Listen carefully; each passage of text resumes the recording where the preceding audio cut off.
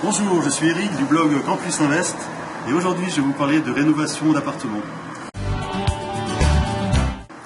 Aujourd'hui on est à Strasbourg, dans un quartier proche des facs, des facultés. Et là je suis dans un appartement qu'on vient de récupérer. C'est un petit studio d'une vingtaine de mètres carrés.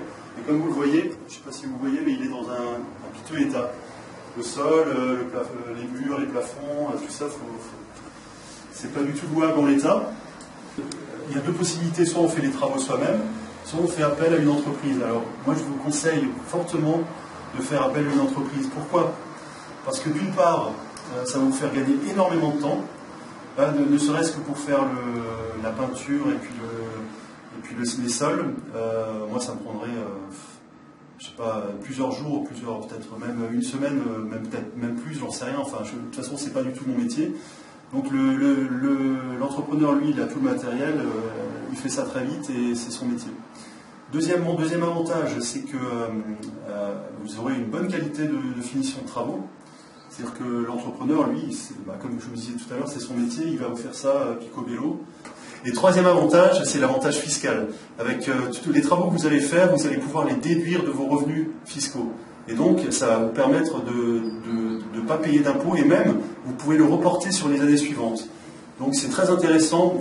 Vous allez gagner de l'argent en faisant des travaux. Donc voilà. Alors, aujourd'hui, il y a un point aussi important que je voudrais souligner, c'est que quand vous faites des travaux, il faut choisir un bon entrepreneur.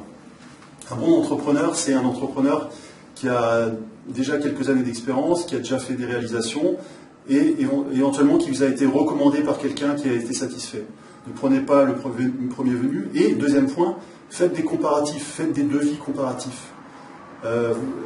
Vous allez pouvoir comparer non seulement les prix et également les prestations. Parce que dans les devis, ils vont vous mettre, par exemple, qu'ils vont vous faire les portes ou pas. Ils vont vous mettre qu'ils vont vous refaire les plaintes, par exemple. Et tout ça, c'est à prendre en compte. Si vous avez plusieurs devis, vous allez voir des choses auxquelles vous ne pensez pas si vous n'en avez qu'un seul. Ensuite, vous allez pouvoir comparer les prix et surtout négocier le prix de la prestation. En l'occurrence, ici, pour cet appartement, moi j'ai fait 2 devis et j'ai pu baisser de 20% le tarif global de la prestation. Donc j'ai confronté les devis, j'ai discuté et l'entrepreneur que je voulais choisir s'est aligné. Et donc je suis très content d'avoir négocié. En quelques minutes, j'ai gagné 350 €. Et alors, le dernier point sur lequel j'aimerais attirer votre attention, c'est les délais de réalisation. Là aussi, choisissez une entreprise qui pourra vous réaliser les travaux dans le temps que vous avez défini. Ça, il faut toujours en parler avec l'entrepreneur, savoir quand il va réaliser les travaux et avoir une vision claire du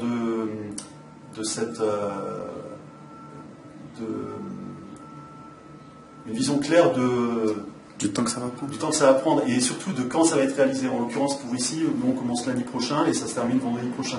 Pour moi, c'est clair, je sais ce qui va se passer. Et donc, c'est important parce que vous avez un calendrier à suivre. Moi, je veux le mettre en location en décembre. Il y a le marché de Noël à Strasbourg et c'est une bonne période pour louer. Et donc, je veux que ça soit prêt à ce moment-là. Donc, c'est important de ficeler les calendriers avec les entreprises. Voilà, j'espère que cette vidéo vous a plu, qu'elle vous a apporté quelques éléments qui vous aideront dans vos projets. Et si ça vous a plu, laissez-moi un commentaire là en bas et cliquez également sur les réseaux sociaux. Merci, à bientôt.